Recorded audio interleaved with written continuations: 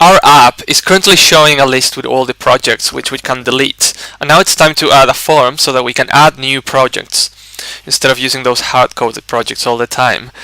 So it's gonna look like this. This container is called a rounded panel. It has a header, and then it has different rows with labels and input fields, and then it has a big button. This is all displayed. It all looks native to what the design guidelines are for this particular platform.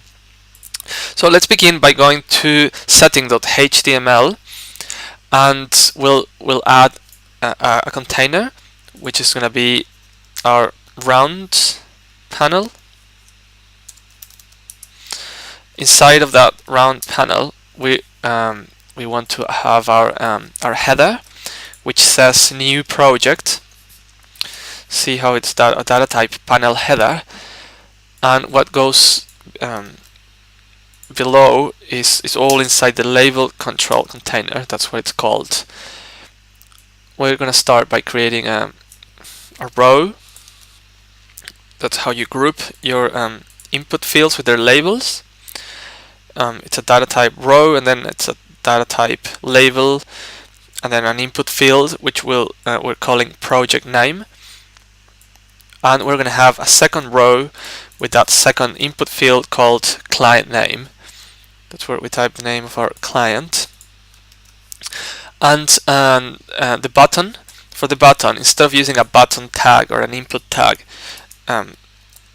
we are using a div, which is of data type button, and it's gonna stretch horizontally. And when it's clicked, we're gonna call a function called create project, which lives in our main object ztiempo, the name of our app. Let's go to ztiempo.js and get started with that create project method. First thing that we want to have is a checkup so that both fields we're going to make both fields required. So we want to have an error message shown to the user if any of the two fields are empty.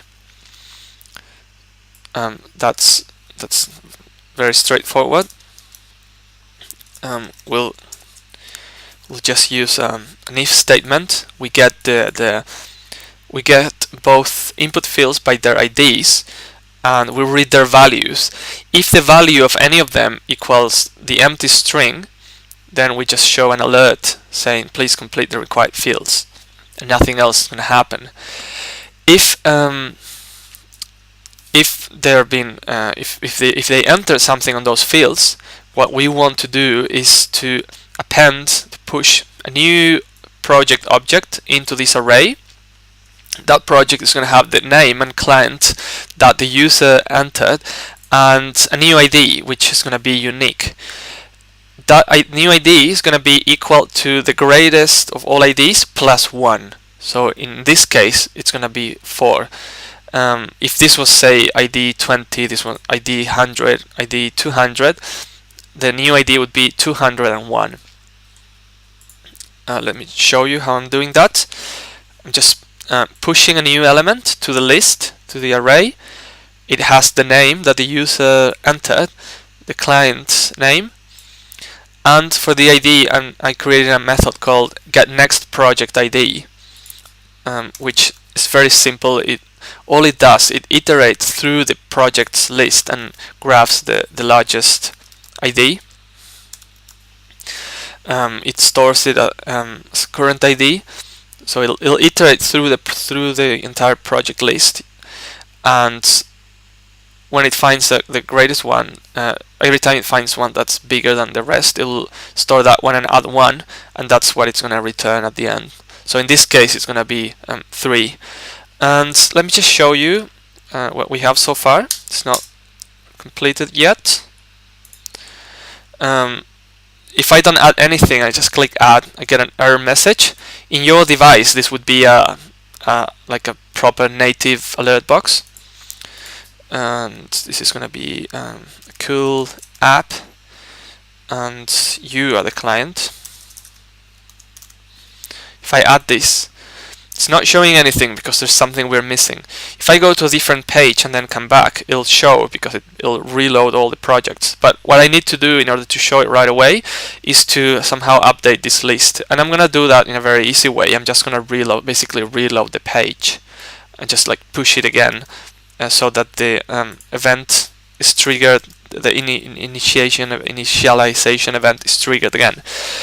So that's just very simple. I'm just pushing on the same page. Let me just reload and show you. And if I add great app and you without the, yeah, there we go. And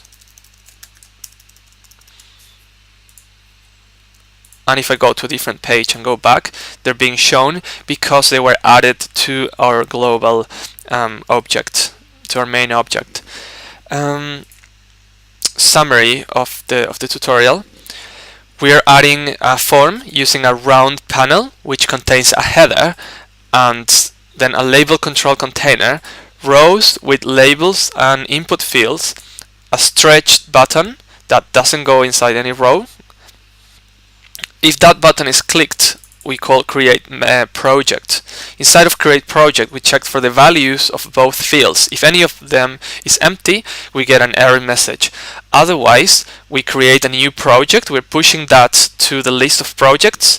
The ID of that new project is going to be equal to the greatest ID plus 1, so that we make sure it's unique. Otherwise, we can't select it or delete it or anything.